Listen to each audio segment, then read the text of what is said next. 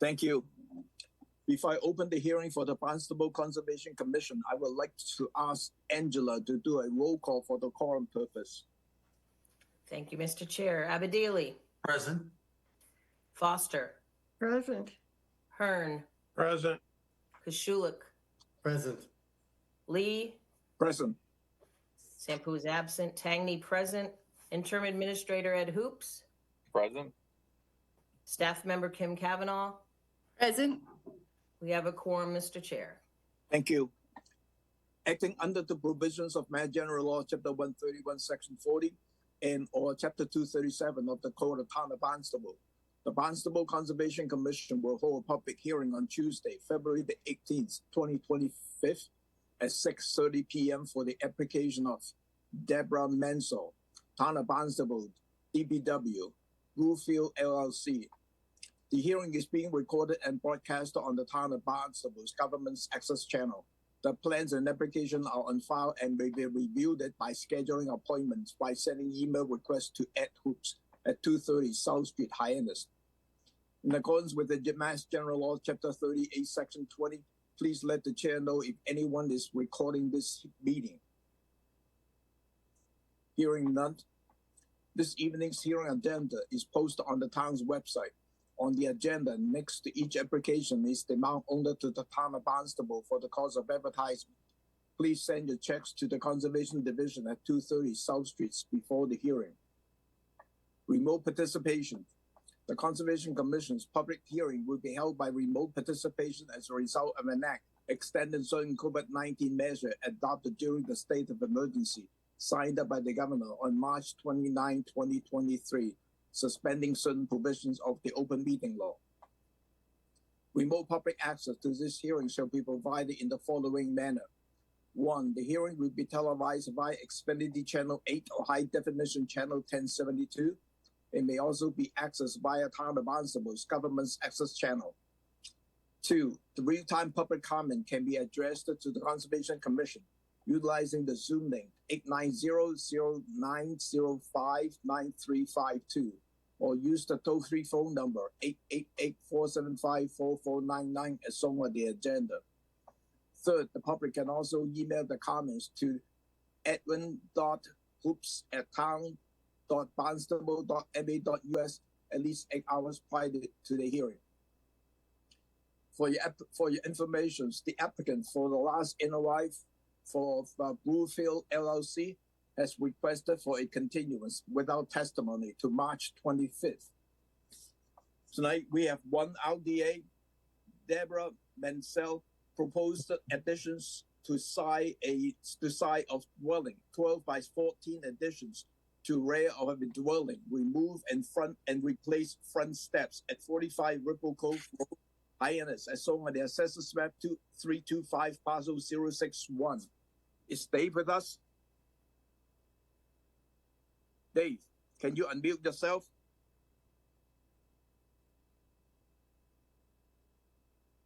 Dave Richard? Oh, I can hear you now. Okay. Thank you. Go ahead, talk about your project, or you just want to take questions? I'll just answer any questions if you guys have any. Basically, what we're proposing to do is put a small addition on the left-hand side of the house, a little foyer off the front, and then in the rear of the house, we're looking to do a small sunroom in the existing footprint of the existing deck. This location is a flood zone only, right? Yes, that's correct. Okay. Question from the commissioner. Seeing none. Channel 18 and the public comment on this. Oh, Bill. Bill, did you raise? I somewhat accidentally did that, but seeing as how I'm here, it never said what the resource area was, and it just, I think it's a consultant who submitted that thing, an engineer, I believe, and it would be helpful just to know that it is just land subject to coastal storm flooding. I ended up going over there just to go, what's the problem? And it was kind of a waste of a trip because it's nothing but a little forest back there. So Yeah. Tom, I thought it was flood zone only. That is. It is. Yeah, it is. Flood zone. Oh, okay. Coast to land Okay. subject to coastal stone Okay. flowage. That's all it is. And it's like, it didn't say that. So I made the trip, and it's like, if it had said that's all it is, it would have helped. That's all. You're retired. What else do we do, Kurt? Come on, it's Usually I look at the Google map where is the property before I do anything. Tom, I think somebody has their hand up. Ms. Harpin. No, I didn't see any. Hmm. Generate any public comment on this? There's an Edna That's Harpin. very- She's got her hand up. Right. She's not. She's probably on mute. On mute. Muted. Eden Hoppin, can you unmute yourself? Look at the screen at the very bottom to the left-hand corner. It's likely to be there. Where I found it. No, it's the public comment. Right. Yeah. Mute button, yeah, lower left. Under audio. Is that Eden Hoppin? Edna. All right, There you Here we are. go. yes. I'm interested in the letter that I received. Conservation Commission public hearing. I'm the abutter. I'm at 191 Oldham Road. And the project address is 181.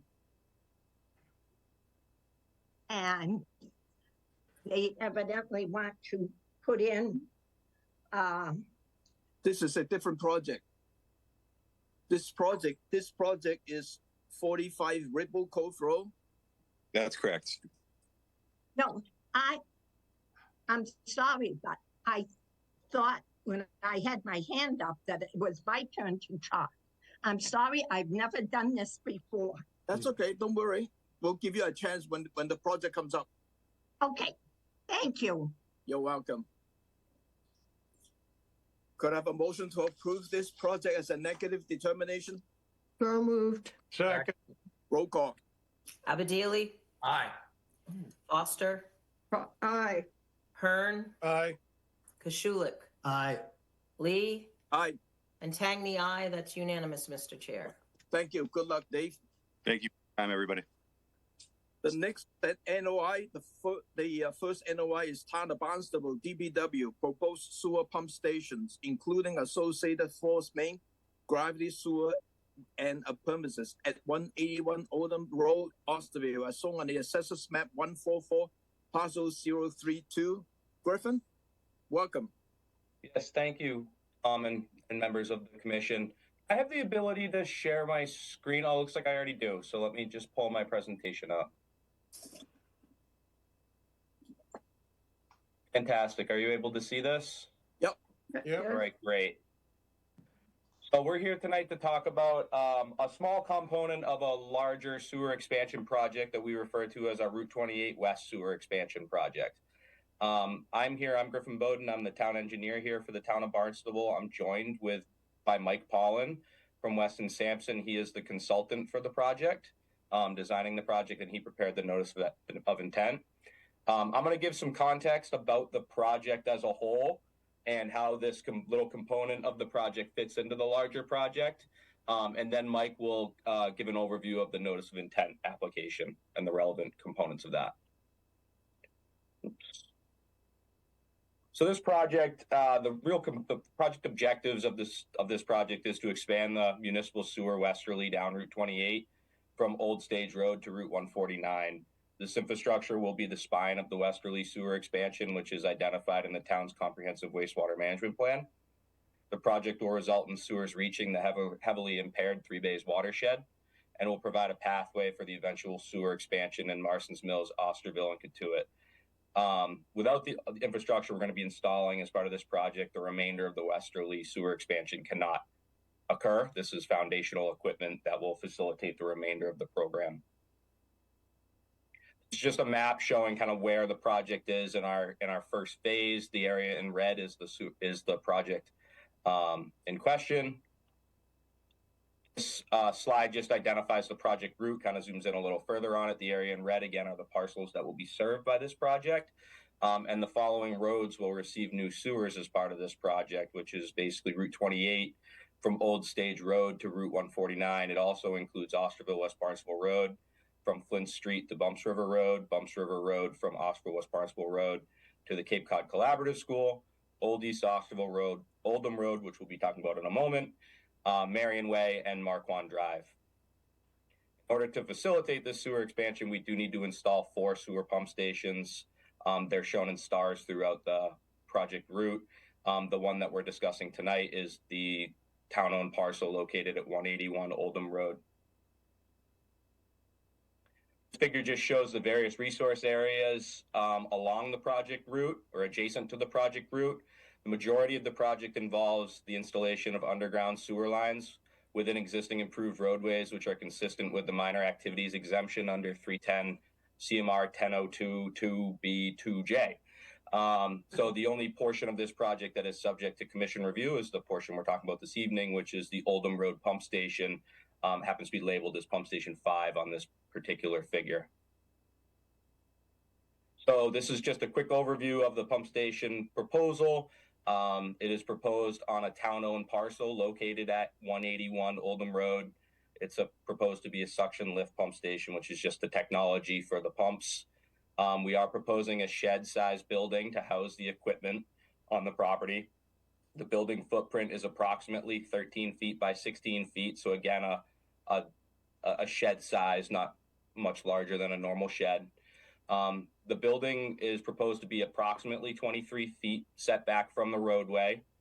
The site will include a driveway, a backup generator, below-grade utilities, and screening. And the site has been designed to maximize the distance from the wetland resource areas located on the property, while also maximizing the distances between distances from abutting residences, trying to kind of take into all these considerations into account, but being certainly sensitive to the wetland resources on the site.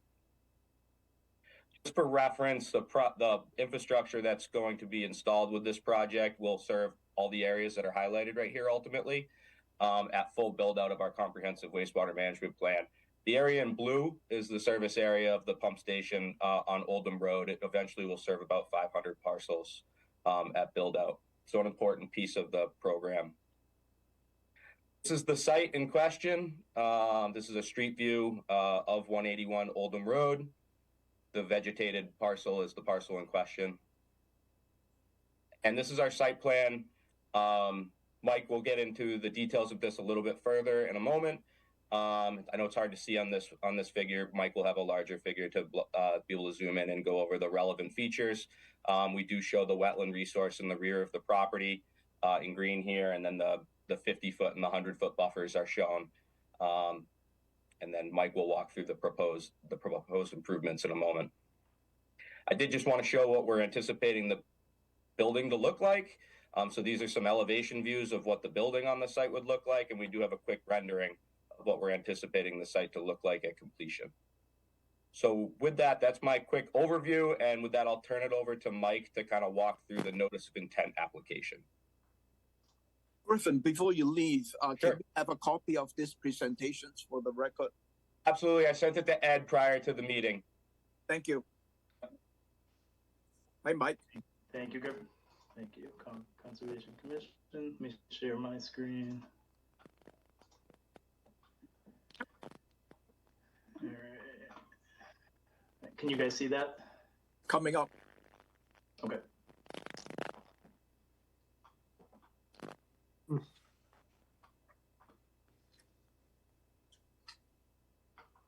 There it is. Yep. So following up, thank you, Griffin, for the intro. So that explains the bigger picture. So as Griffin said, the blue area that's shaded in on the figure that he showed is all tributary to this low point within the neighborhood. You can see here on the profile, all the sewers will flow by gravity to this low point red manhole. We were able to locate a town-owned parcel to locate this pump station where we don't need to do easements or takings or disturb any of the existing properties.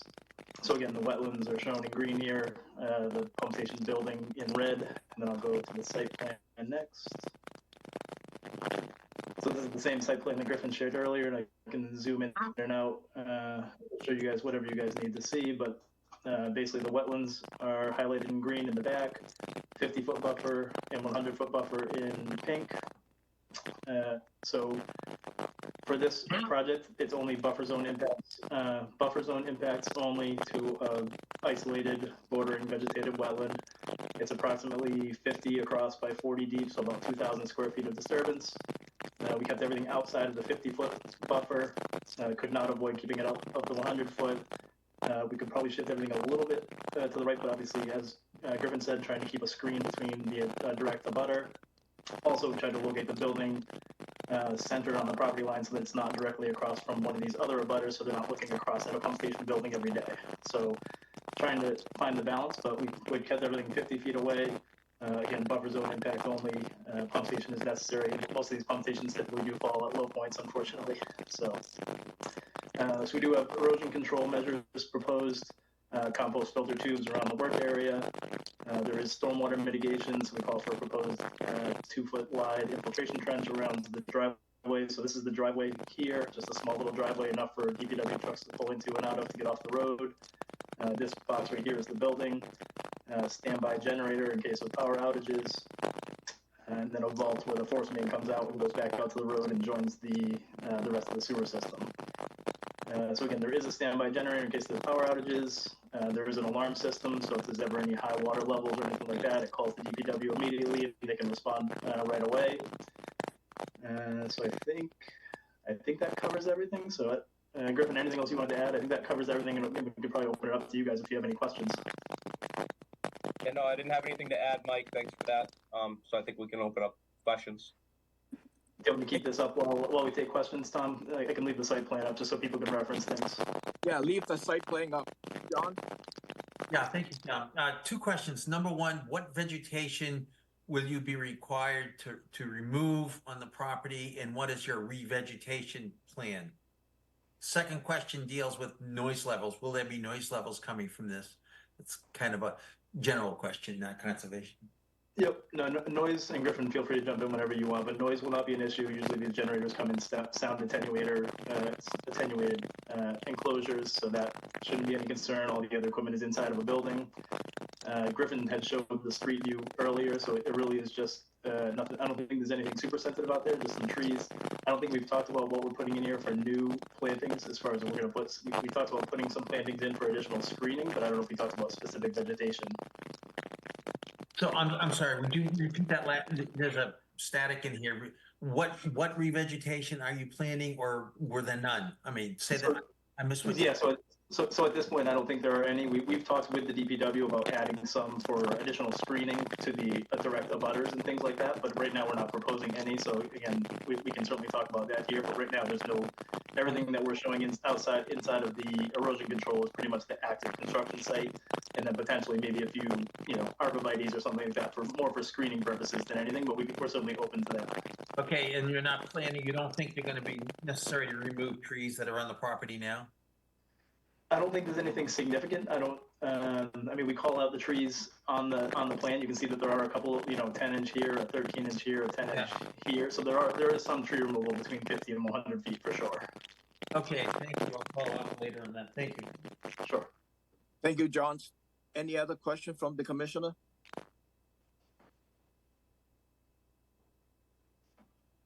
Seeing none here.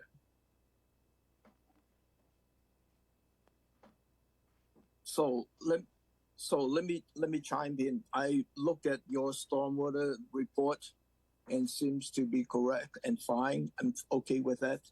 And secondly, when John was mentioning about the noise, I think your backup generator may have some noise, but that's not within, with the conservation jurisdiction, because you probably have to do the exercise once a week. Yeah, Tom, I'm happy to expand upon that a little bit. Yeah. So the backup generator will be in a sound attenuating enclosure, so we'll dampen the noise. It won't be zero. Certainly it'll be similar to a residential generator when they have to run.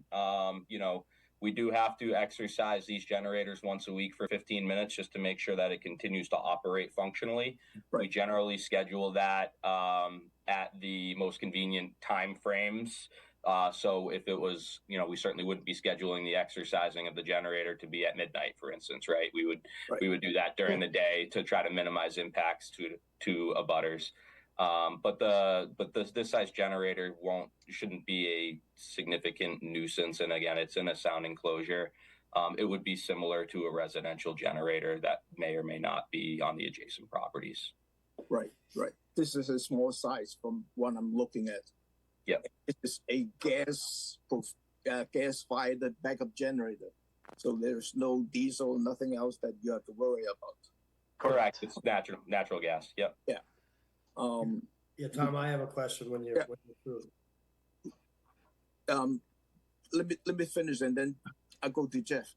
The only question I have though is, would you consider for the abutter have some arborvitae to kind of screening out the pump station from the abutter? We absolutely would. We've done that on some of the other installations we have completed of late. Typically, we found the best approach for that is to install supplemental plantings upon completion, because you can really get a feel for where they're needed. The plans don't generally give you the best feel for that until the clearing actually occurs. So certainly we would commit to doing supplemental plantings for screening purposes. That, again, was part of the reason why we shifted it to the location it was, frankly, to minimize impact to the wetland resource area. We would have tucked it up in the corner because it's as far away as we could have been from the wetland, but that would have been directly adjacent to the driveway. So that was what I was saying. We were trying to find the happy median with being good neighbors, but also being protective to the wetland resources. Yeah, thank you, Griffin. Yeah, that's the point that I was trying to make earlier too. We probably will plant some arborvitaes or work with whoever, the residents or whoever, to put in some plantings after the fact, but currently there's nothing planned until we see how the site's going to look when we get into it. Thank you. Jeff? Yes, could one of the two gentlemen pull the rendering back up on the screen? I'd be happy to. Oh, absolutely. Just give me 1 second.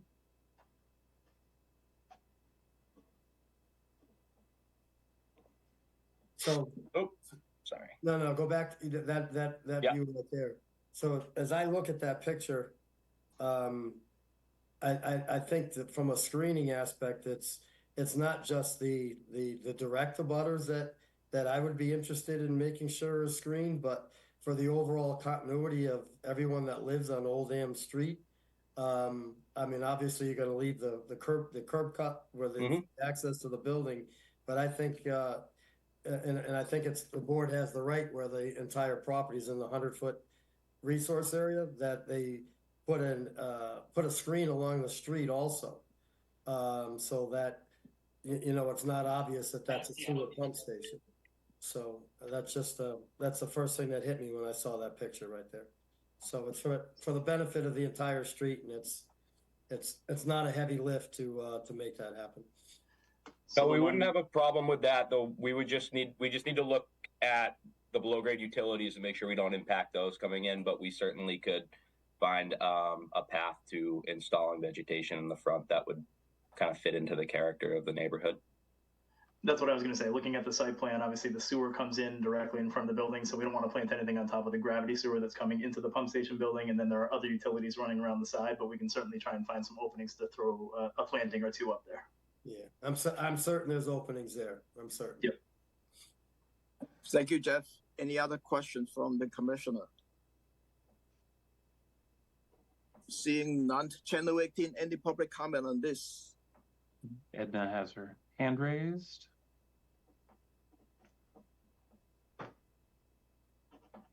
Edna Hoppin?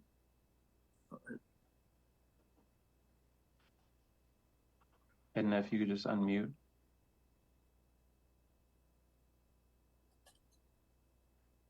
Okay. Now it's your turn. I have many questions because I am the abutter that's going to see all of that stuff. And one of the questions was this no doubt is going to decrease the value of my property, having something like that there. So, I'm not that happy about it. And also, will there be any odor from there? I can speak to that. I mean, we have similar stations like the one that we're proposing to install here. We do not generally have odor concerns with these types of stations, and we have one that we've basically modeled this station after that we could send you the address to, and you could go down and take a look at it if you'd like. But we generally do not have odor issues with these types of infrastructure. The wastewater is all well below ground, and so as long as it's properly functioning, there generally is not odor concerns. Now, if this fails or something, will I get storage in my basement? Because No. I have a finished basement. Yeah, so that would be very, very unlikely. I would say the short answer to that is no. We do have, as Mike alluded to, we have alarms and what's called a SCADA system, which is a remotely remotely monitoring system, which contacts all of our operators if there's ever the beginning of a concern or a concern at the pump station. It comes right to our cell phones. And we're able to dispatch somebody out there to resolve it instantly. There also is additional storage built into the system. The pipes that are in the ground are well below grade. So if there was a failure, for instance, it would start backing up into the pipes below the road, and it would take quite a bit of backup before it certainly backed up high enough to come into a basement. So that would be a very unlikely occurrence. Okay. Now, when we first bought this house, my husband and I, we went to the town maybe a couple of years after we bought it and asked to buy that piece of land. They said no, because it was wetland. So how come now you can put this building and the storage and everything there? Now it's okay. John, you may want to. If you look at the site plan, this is between the 50 and 100 from the wetland area. It's not in the wetland. So we allow a kind of like this kind of a structure in the 50 and 100s. 100 feet, 1,500 feet. Yeah. Yeah, so I guess that's the purpose of this hearing this evening, is for us, because we are within the buffer zone to a wetland resource area with the proposed work, it has to be reviewed by the Conservation Commission. And if they find the work acceptable, then it could be approved. But it's not within a wetland per se, it's within the setback to a wetland. Correct. Well, the water used to come up much higher, but now because I even had ducks that used to come and I would go down and feed them. So I know it came up much higher, but we've had this drought. And since the drought, it's really gone down quite a bit. But I know it used to come up higher. Another question is, how many properties are going to, their storage is going to go into their building? So I think you probably mentioned it, but I'm very nervous. yeah, I did. So, but at the full build out of our 30-year plan, it would be approximately 500 parcels. It's basically the neighborhood that you live in, as well as a section of Route 28, a small section of Route 28. So it's about 500 parcels at full build out. Immediately, once the system's built, it'll be closer to 75 to 100 or so, and then we'll continue to build the system out, and more will come online over the next 10 to 20 years. Now, is that the only one that there is besides the one down there that house that they built on 28 down by, I can't think of the street. Yeah, near Finney's Lane that we just completed. Yeah. Yeah. So this project is effectively a continuation of that project. So we're basically building from that point out to the west to continue to get the sewers out to the western part of the community. In this project, there's 4 pump stations proposed in addition to the 28 that we have in our system now. So pump stations, we have quite a few in town, and there'll be quite a few more built throughout the program. There are 4 in this project. This happens to be one location where one's proposed. All right. Well, I guess I have no choice. And certainly we'd be happy to come meet with you and discuss it further. So feel free to reach out to us. I wish you would, because when I first got the letter, I called someone from the town, and she said he was busy, leave a message on his thing. I never heard back. And of course, at my age, I can't be out at night all by myself. Yeah. So I couldn't attend the other meeting. But Yes. when I saw that this one, and I had my daughter and my granddaughter help me to get into this, because I think it's very important, you know? But I would like that. Absolutely. We can probably have somebody come stop by the house to try to get your contact information, or if you'd like to give us a call at our office, we will be happy to come out and set up a meeting with you. Okay, so what would the number be? 508. 1 second, I have a hand tremor, so. No problem. Take your time. Okay. 508-790. 790. Yeah. 6400. 400. And that's the DPW's main line. So feel free to ask for me. And if I'm not available, certainly leave your name and number with our administrative assistant, and we will give you a call back. I sure hope so, because I haven't had any luck. And I'm going to take your phone number down. I'm going to take your name down as well. And I certainly know your address. So if I don't hear from you, we'll try to stop by so that we can at least get in touch. Yes, because I feel that, you know, all of this is very, like I said, it's upsetting to me. And I want to understand everything. Understood. Thank you for your comment. You know, I'm sure Griffin will contact you, or one of his staff will contact you to get your feedback and so forth. So I think this is a worthwhile project for the town sewer, you know, for the Route 28. This is one of the important stations. There are altogether, like Griffin said, it's like 5 going to go in there and serve all that through the next 20 years. So, right. Yeah. Well, who knows if I'll still be around when they put it in. Me too. I hope so, but you never know, right? Yeah. Thank you. Thank you very much. I was very nervous about doing this, but everyone was so nice. And thank you. Thank you for your daughter and your granddaughter to help you to get you on the Zoom call. Yes. Oh, I thanked them many times. Channel 18, is there any other public comment on this? Seeing none. None?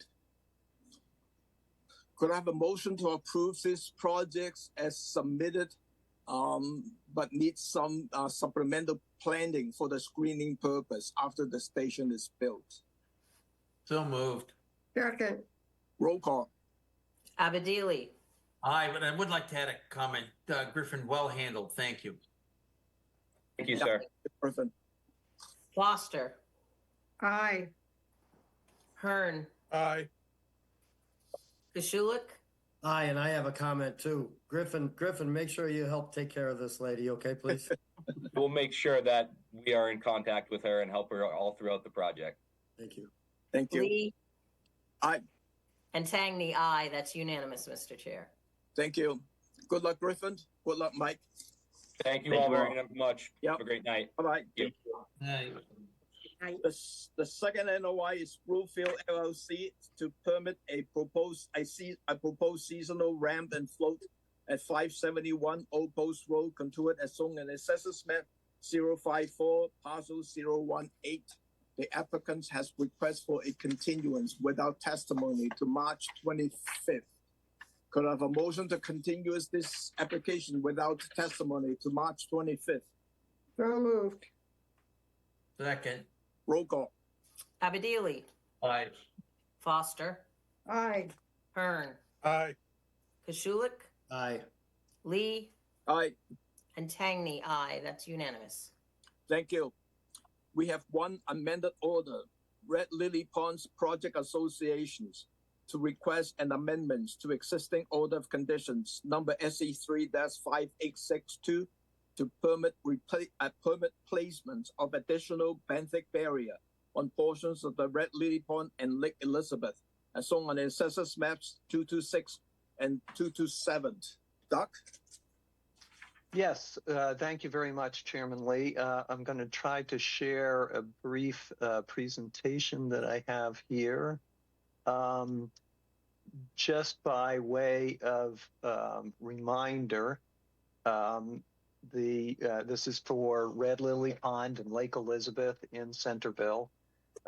We received an order of conditions about 3 years ago to handle nuisance vegetation in the pond and the lake in order to enhance habitat for wildlife and to also provide better opportunities for recreation. There's sort of a threefold approach that we've adopted in consultation with our pond management expert, Ken Wagner, who is present at the meeting and will be able to answer questions that I would not be able to answer. And the three-prong approach is first to remove the vegetation by cutting it and clearing it. We have been unable to get a barge in there to do this mechanically, so we've been doing it manually. We've had 3 different campaigns, and we've taken a total of, I think it's 15 tons of vegetation out using volunteer labor. But of course, the vegetation grows back fairly quickly when we do that, so we need to look at other alternatives. One of the alternatives that we're looking at is herbicide treatment. That will be the subject of a different NOI at a different hearing. But the third that was recommended by Ken and that we've used so far is to install a benthic barrier. You all approved about a year ago a sort of a test balloon, if you will, that resulted in the placement of a benthic barrier in Lake Elizabeth near a dock. I'll show a picture of what that looks like later. It's very effective, very permanent. And this year, in the past summer, we harvested nuisance vegetation, primarily water lilies, from several different areas in Lake Elizabeth and Red Lily Pond. And the proposal is basically to put other benthic barriers over the areas that were already cleared back in August. So I've got pictures that show where we propose to put the additional barriers. And then the application itself for the amendment included the square footage that's covered.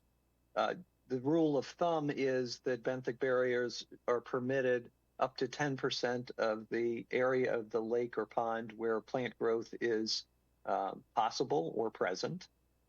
These lakes are so shallow that the entire area of the lake is potentially will support water aquatic vegetation. So we are well below the 10% number in both bodies of water even with these additional barriers. So the first slide that I'm showing now is of Red Lily Pond, which is the one that's further away from Covell's Beach. And we're proposing to put 2 overlapping strips of benthic barrier, so it'll make a total of 20 feet wide and 120 feet long, so 2,400 square feet, if I'm doing the math right in my head. And that would be in front of one of the properties, an area that's very visible from the causeway that you see at the bottom. It's an area where we did clear in August and would suppress any vegetation growing up through that area. In Lake Elizabeth, it's a little more complex. The areas that we cleared are highlighted in yellow, and those are the areas that we propose to put the additional benthic barriers. The slide shows the different widths and lengths of each of those, and you can see the effect of the benthic barrier that we put in about a year ago.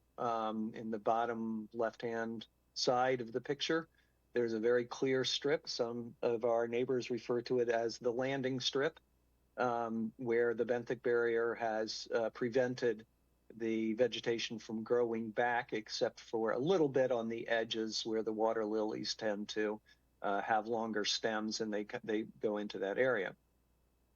The result of putting that benthic barrier has been that we have a much clearer passage for paddlers, kayaks, canoes, paddle boards. Where the blue arrow is at the bottom of that strip is where we put the new dock in. You can barely see it. No, you can't see it in this picture. It's right underneath the blue arrow. But we have seen also increased waterfowl using that strip for feeding. I see a lot of ducks and geese and swans in that area. So it seems to have had benefit both for wildlife and for recreational purposes. The other strips are areas that were relatively close to being visible or where it would enhance passageway of recreational watercraft, non-motorized watercraft. So the one at the top is right near the causeway, which is a broad view out into the lake, and removing the nuisance vegetation there would certainly enhance the aesthetics of the pond. The one in the middle on the top there is in front of a neighbor's house, Ms. Pendergast house, where again it was to enhance the appearance of the area and also to provide the ability to paddle in there. And then the two other areas are really so that people can make a circuit in a kayak or canoe around the lake. I think it's noteworthy the Cape Cod Commission just came out with a freshwater strategy document. I think it was about a week and a half ago. And in that document, they recommend several measures to combat nuisance vegetation, one of which is a benthic barrier. And in the fact sheet on benthic barriers, they mentioned and included the drone picture of the benthic barrier that we put in February. So it is extremely effective, and it's recognized, I think, by the experts as well as Ken as being an effective, relatively permanent way of preventing nuisance vegetation from growing back. Before the hearing, I was asked if we could include information about the effect on water quality, and Ken is here to discuss that. But overall, I would say this is the narrative of a report we filed in September 2024, which addressed both the effects of the manual harvesting, clearing of nuisance vegetation and the benthic barrier. And you can read the narrative, or I'll turn it over to Ken to explain. But basically, the water quality, if anything, has improved as a result of these activities. There has not been any negative effect on water quality. So with that, I will ask Ken to speak up and talk about what he can share. Can I ask you a question first before we go to Ken? Sure. So you mentioned about in the Red Lily Pond, you are proposing to have about another 2,400 square feet. That's correct. For the area, for the benthic barrier. What is the number for the Lake Elizabeth? I need to double check that, and I will get back to you in a moment if that's okay. That's okay. So, great. Thank you. Ken.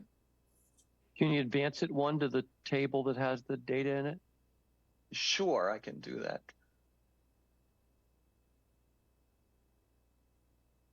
And you okay. haven't Now really- that only has the Lake Elizabeth data. This is the one that has the. Right. Are you able so- to blow this up at all? I am. Hang on.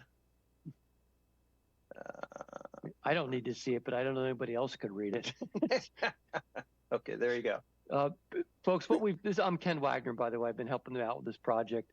What we've done is to go in and measure water quality twice, once before they do any harvesting activities and once after. It's not specifically related to the benthic barrier, but since they wind up putting the benthic barrier where some of the harvesting was done, it does match up. We do one station in each lake that is where the harvesting has taken place, and one station where no harvesting is taking place for comparison. These are not large lakes. I mean, altogether, between the two of them, it's 10 acres. So when you're talking about these several thousand square feet, it's a minor percentage. It's less than 10% of the whole. So it's not really likely you'd see much of a difference. You might get some localized effect right where they tore an area up, or where they laid a bent barrier down, and you get no interaction with the sediment.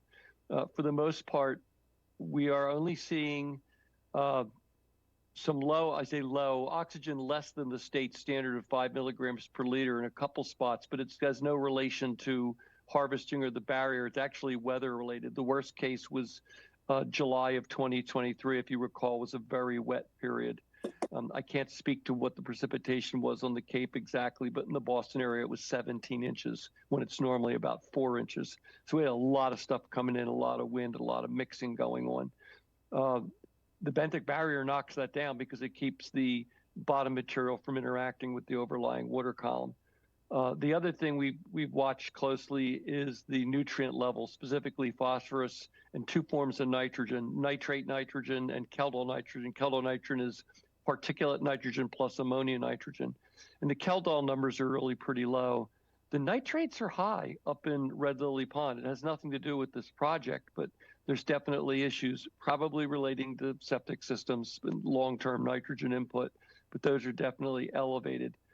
The phosphorus is generally fairly low, and I shaded a couple spots where it was a little higher than I'd like to see, and again, pretty much weather related. Again, back to that July of 2023 in particular, and then one incident in June of 2024, which was also a wet month, and then it got very calm after that.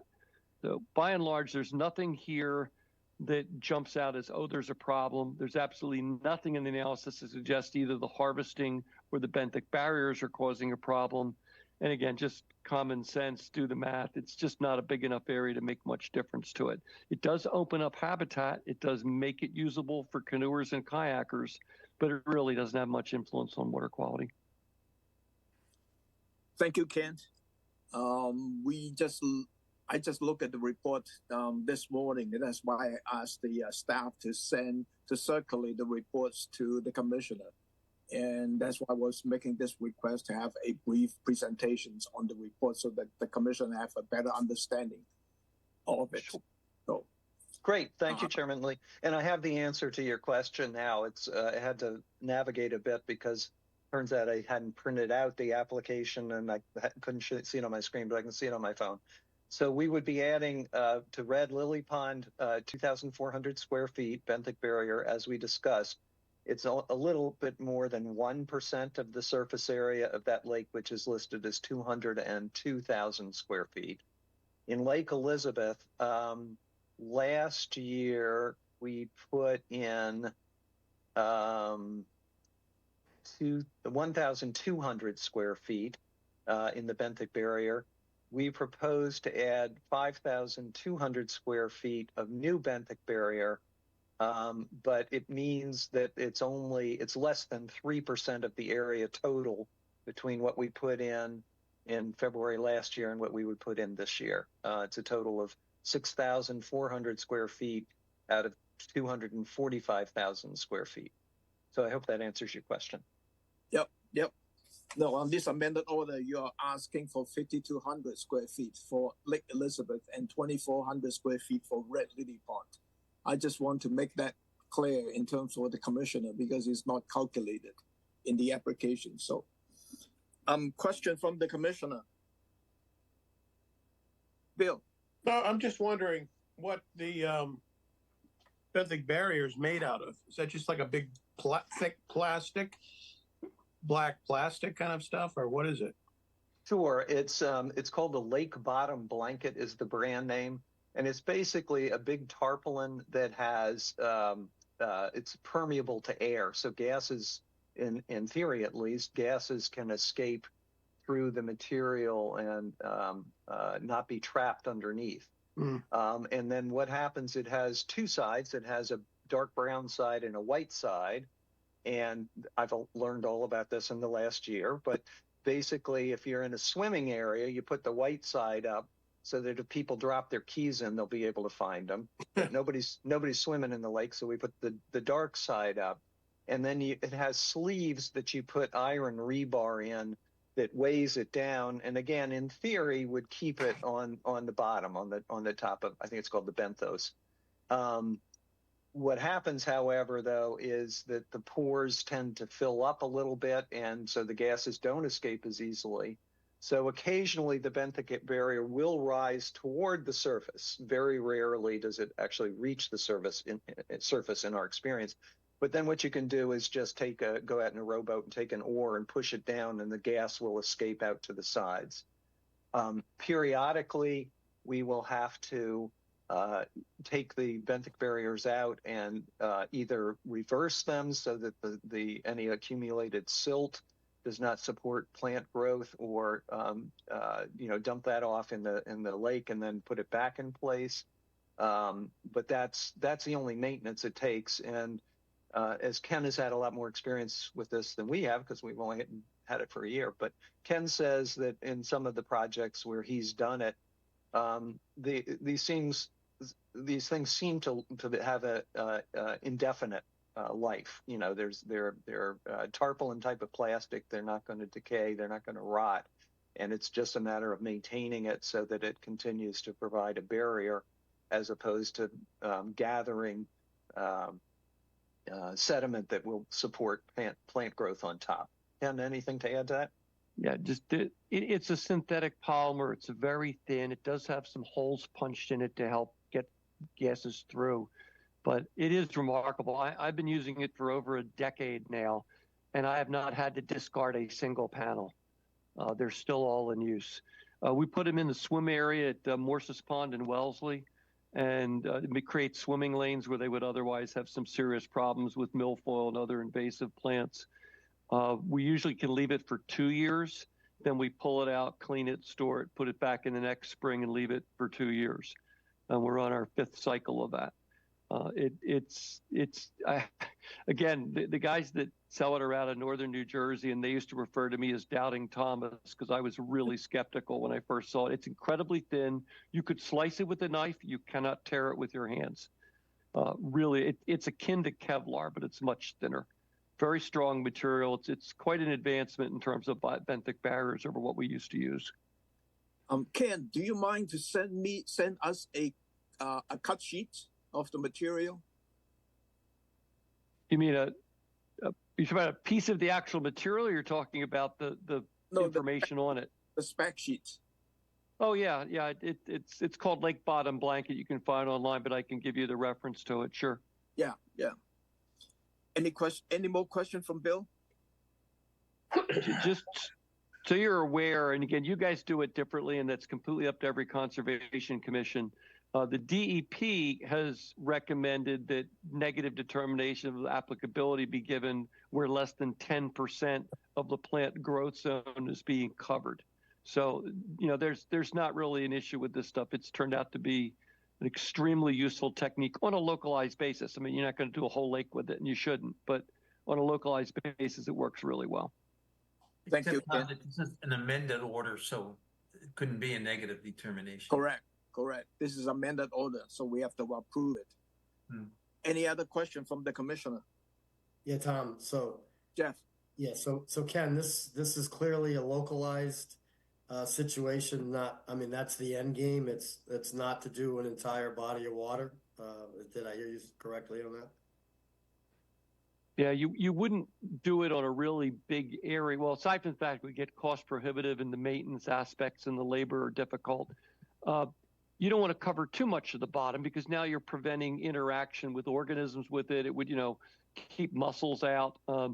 It's funny. I see fish go underneath the edges of it, but it does physically change the nature of the bottom. So in a small area, it's no big deal. If you did the entire growth area, you'd have no plants. Some people would be happy with that, but it wouldn't be very good for the ecology. No. Are you all set, Jeff? Yes. Thank you. Any other questions from the commissioner? Seeing none. Channel 18, any public comment on this one? Seeing none. None? Actually, There are a lot of people here. Oh, yeah, I okay. didn't. Go ahead. I'm Patricia Deaton, the president of Red Lily Pond, and I couldn't find my raise my hand button in time, but I just wanted to point out that we are joined with us this evening by Bill McKinney, who is the president of CCMA, who owns the land around the ponds, and Alan Shoemaker, who is another volunteer leader who works with our parks, our green areas, and our roads. And I'm just wanted to point out that they were here, and another one of our board members and neighbors. So community support is with us as well. Thank you. Definitely. Thank you. Could I have a motion to approve the amended order as written? So moved. Second. Roll call. Abadili, Aye. Foster, Aye. Hearn, Aye. Koshulik, Aye. Lee, Aye. and Tangney. Aye. That's unanimous, Mr. Chair. Thank you, Doug. Thank you, Ken. Good luck. Thank you very Thank much. you. Thank you very much. Yeah, thank you. We have two easy. Thank you very much. Thank you. We have two EC certificate of compliance, SE3-5712 and SE3-6075. They both are Massachusetts Audubon Society, Inc. Could I have a motion to approve? So moved. Anyone second? Second. Roll call. Abadili, Aye. Foster, Aye. Hearn, Aye. Koshulik, Aye. Lee, Aye. and Tangney. Aye. That's unanimous. We have one set of minutes, February the 4th. I make a motion to accept the minutes for February 4th. Second. Roll call. Abadili, Aye. Foster, Aye. Hearn, Aye. Koshulik, Aye. Lee, Aye. and Tangney. Aye. That's unanimous, Mr. Chair. Our next hearing is March the 4th at 6:30.